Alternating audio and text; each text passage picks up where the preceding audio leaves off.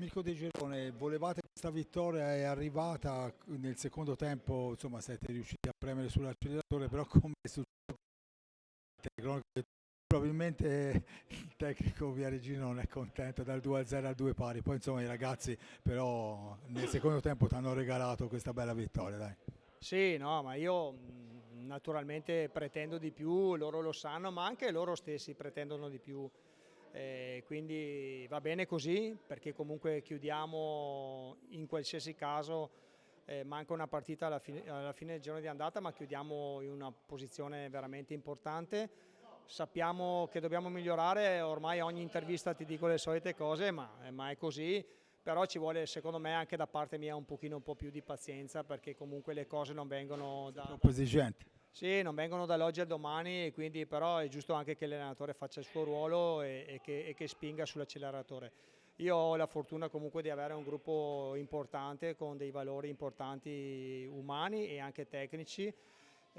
Questa sera tra l'altro abbiamo fatto esordire in porta Pippo Poletti, che ha fatto una partita veramente importante. È un ragazzo che ha dimostrato una maturità importante e anche ha dato tranquillità in qualche momento alla squadra, che è una cosa che sono molto felice per lui, perché oltre ad essere un atleta importante è anche una persona veramente che è un gusto starci assieme.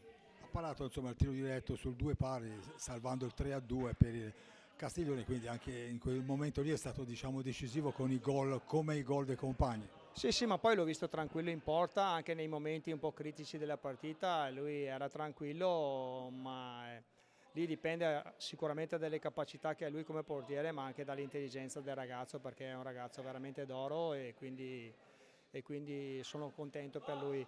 E colgo l'occasione per mandare un abbraccio grande a Pablo e a Carla, che sono lontani da noi, Ci ma hanno seguito comunque. lo so, ma sono vicini col cuore e noi siamo vicini a loro assolutamente.